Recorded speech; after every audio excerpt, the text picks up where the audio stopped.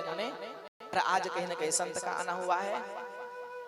वही अजामिल की पत्नी के गर्भ से एक बालक हुआ, नाम रखना था नारायण रख दिए। अरे ये नहीं लेगा नाम, पता है मुझे, संत को पूरा पता है नाम लेने वाला नहीं है। लेगा तो अपने बच्चे का नाम लेगा, अरे बच्चा का नाम भी तो नारायण है। अरे नारायण नारायण लेते नहीं, लेते लेते कहीं ना कहीं कृपा तो हो जाए। क्या बालक धीरे से बड़ा हुआ। अजामिल का वो अवस्था जागृत, स्वप्न, सुसुप्ति और तुरीय कहीं ना कहीं आखिरी अवस्था में है। अरे सोया हुआ वह खाट में, सोया हुआ वह पलंग में, शरीर चलने ना लगे ना मां, सब बंद हो जाए। जीवन में हम पाप किए, कभी धर्म नहीं किए, कभी सत्कर्म नहीं किए, कभी दान नहीं किए, कभी पुण्य कहीं नहीं किए, कभी असहाय को नहीं देखे, कभी निर्धन को नहीं देखे। भगवान ने हमको क्या नहीं दिया? हमको भगवान ने सब कुछ दिया, पर हम अपने उस पैसे को बटोरने में लग गए, रख लिए, पर आज तक हम कोई काम नहीं किए, ना ही हमने अपने पुण्य को उदय कर पाए हैं। क्या है इस संसार में हमारा? अजामिल ने यही विचार किया कि मैं रह जाऊंगा, क्या है इस संसार में हमारा? कुछ हमारा नहीं है। याद रखिए, सब किसी का दिया हुआ है, हमारा इस संसार में कुछ नहीं। जन्म हमको माने दिए, जन्म हमको माने दिए, जन्म लिए मां, कपड़ा पहनना नहीं आता था, कपड़ा दूसरे ने पहनाए हमको। याद करिए, बोलना नहीं आता था, दूसरे ने हमको बोलना सिखाया कि तुम्हारा ये पापा है। पढ़ना नहीं आता था, दूसरे ने हमको पढ़ना सिखाया। शिक्षा अर्जन करने के हमारे पास में शक्ति नहीं थी, किसी और ने हमको शक्ति दी है। ये बोल ये शक्ति जो मैं बोल रहा हूं, ये वाणी से, वो शब्दों से, ये मेरा है ना, वो दिए शक्ति। बोल बैठा। कपड़ा पहनने की शक्ति नहीं थी, दूसरे ने कपड़ा पहनना सिखाया। बड़े हुए, विवाह करने के समान हो गए, हमारे पास सामर्थ्य नहीं था, दूसरे ने, किसी और ने हमारा शादी करवाया। बड़े होने के बाद हम माता पिता को कहते हैं कि ऐ मां, ऐ मेरे पिताजी, आपने मेरे लिए क्या किए? क्या नहीं किए? सब कुछ किए। और आप बड़े होने के बाद यह कहते हैं कि मेरे लिए आपने क्या किए? नंगा था, कपड़ा पहनना नहीं आता था, कपड़ा पहनना सिखाया। सब दूसरे का अमानत है मां। धन माया का अमानत है, बेटी दामाद का अमानत है, पुत्र बहू का अमानत है, इस शरीर शमशान का अमानत है मां, जिसे हम अपना कह बैठे हैं। क्या यह शरीर शमशान का अमानत है? कब शमशान में चले जाएं कोई ठिकाना नहीं है। कोई मर जाए ना, उस समय आप ये विचार मत करना खड़े होकर के कि वो मर गया, वो जा रहे हैं। ये विचार करना चाहिए कि भैया वो मरा है, वो जा रहे हैं, कल मैं मरूंगा, मैं भी जाऊंगा, लोग मुझे देखेंगे जिस प्रकार से आज मैं देख रहा हूं। हम क्यों नहीं सोचते? हम ये कहते कि हम जीवित रहेंगे। अजामिल ने तो यही विचार किया, जीवन भर सोया हुआ, आखिरी अवस्था है, मरने का समय है, प्राण निकलता है, 10 द्वार होता है, 9 द्वार सब जानते हैं। ज्ञानी मुनि संत महात्मा जो विद्वत होते हैं 10वां द्वार को जानते हैं, और कहीं ना कहीं प्राण निकाल देते हैं। प्यारे, अजामिल का जब प्राण निकलना था, सामने में भयंकर स्वरूप में यम का दूत खड़े हो गए।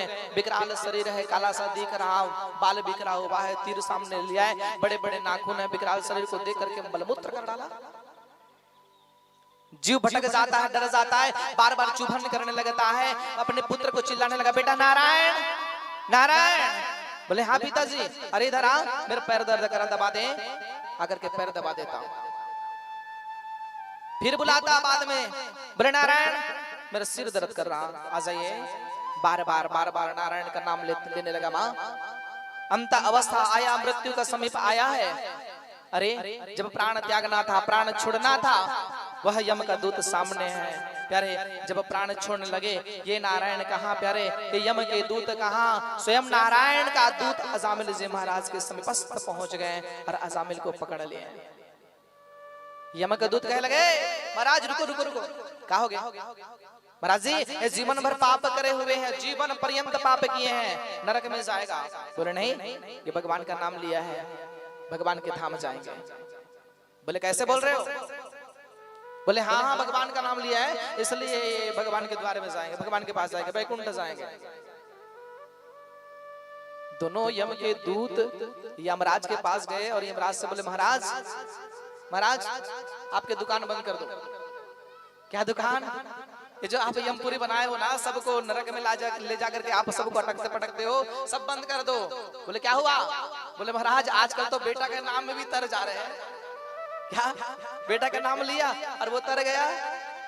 अरे हुआ क्या है बताइए? अरे महाराज जीवन भर पाप किया, अजामिल आखिरी समय में भगवान का नाम नहीं लिया था, अपने बेटा का नाम लिया और उन्होंने भगवान ने अपना दूत भेज करके बुला लिया, हमको धक्का मार दिया, हमको भगा दिया। यमराज पहुंच गए भगवान के समीप। भगवान को बोले प्रभु क्या कर रहे हो? एक तरफ स्वर्ग बना है, एक तरफ वैकुंठ बना है, एक तरफ नरक बना है, सभी का अलग अलग अधिकार होता है और आपने क्या कर दिए? भगवान कहे क्या किया? बोले महाराज आखिरी अवस्था में उन्होंने अपने पुत्र का नाम लिया है, जीवन भर पाप किया है और आपने अपने लोक में बुला लिए। भगवान कहे लगे यमराज जी एक बात कहें? बोले हाँ, जीवन पर्यंत जीव पाप किया हो, अंत समय आए और अंत समय में अपने मुख से मेरा नाम ले ले, केवल मेरा नाम, एहन केन प्रकारेण, जिस भाव से ले ले वो। यमराज जी उस जीव को कहीं ना कहीं बाहर जाने की आवश्यकता नहीं है, वो जीव मेरे लोक में आकर के विद्यमान हो जाते हैं, मेरे चरणों में आकर के वो बस जाते हैं। अरे पर एक बात अवश्य याद रखना, जन्म जन्म मुनि जतन कराही, अंत राम मुख आवकना।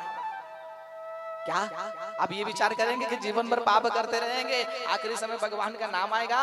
ये होने वाला नहीं है। क्यों नहीं है? क्योंकि हमने अभ्यास नहीं किया। अभ्यास करेंगे तब जाकर के कहीं ना कहीं नाम आएगा। कुआं में बाल्टी ला, हम सब कोई डालथन माँ, पटिया ला ऊपर में लगा देते हैं। पहले कुआं में पानी भरत रहे, सब याद हुई, बाहर में क्या लगा ना, ऊपर में वो पटिया, मतलब है ना, पटिया पाटा, बार बार बार बार बार बार हमें बाल्टी ला डालन।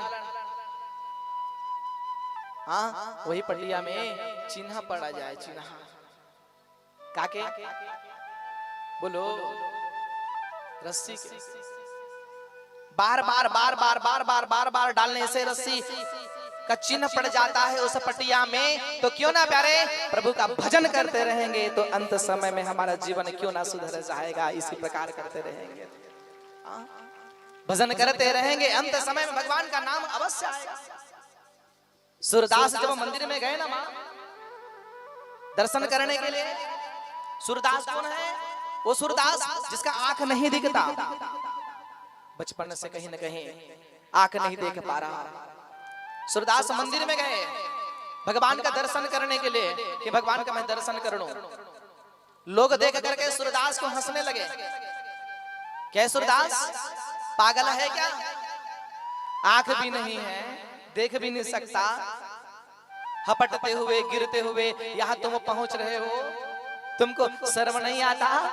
सूरदास कहे लगे भैया दर्शन करने का इच्छा किया, पहुंच गया और दर्शन करना चाहता हूं। बोले तुमको तो दिखता भी कुछ नहीं है, कहां पहुंच गया तू, कहां आ गया, पागल है क्या? सूरदास लकड़ी को टेक करके जब ऊपर खड़े हुए ना मां, तो फिर पूछे भैया क्या बोले? बोले हम ये बोलना चाह रहे हैं महाराज, तुमको दिखाई नहीं देता पर भी तुम क्या देख पड़ोगे, क्या देख लोगे ये तो बताइए। न मूर्ति देख पाओगे, न मंदिर देख पाओगे, न यहाँ के चकाचौंध देख पाओगे, ना कोई उजाला देख पाओगे, ना कोई आप प्रकाश देख पाओगे, कुछ नहीं देख पाओगे, पर भी आप क्यों आ गए? तो सूरदास ने कितना सुंदर शब्द कहा, सूरदास ने कितना सुंदर शब्द कहे मां। सूरदास कहते हैं भैया क्या हुआ, क्या हुआ? भगवान जी वहां सामने बैठे हैं, अरे क्या हुआ? मैं अपने दृष्टि से उस भगवान को नहीं देख पा रहा हूं, क्या हुआ? मुझे कोई फर्क नहीं पड़ता, पर मुझे इतना पता है और मेरे लाला को इतना पता है कि मेरे सूरदास आए हैं। क्या मेरे लाला को पता है कि मेरे सूरदास आ रहे हैं? मेरे दृष्टि भगवान को पड़े ना पड़े इससे महत्व की बात नहीं है, अरे भगवान की दृष्टि मेरे को पड़ जाए बस यही कृपा है और कुछ नहीं है। भगवान तो मुझे देख रहे हैं कि सूरदास आए हैं, मेरे दृष्टि से भगवान को देखो उससे फर्क नहीं पड़ता, भगवान की दृष्टि मेरे ऊपर पड़ जाए यही सबसे बड़ी कृपा है। क्या जब ऐसा शब्द सूरदास ने कहे, सब लोग लज्जित होकर के नीचे बैठ गए।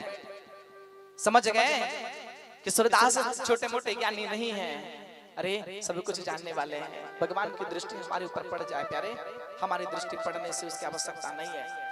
भगवान की दृष्टि कब पड़ेगी? जब हम कहीं ना कहीं सत्कर्म करेंगे, किसी असहाय निर्धन गरीब की सेवा करेंगे, क्या कहीं ना कहीं सत्कर्म की ओर चलते हुए करेंगे। अजामिल को लेकर के पहुंच गया भगवान के शरण में, जो जीवन पर्यंत पाप किया।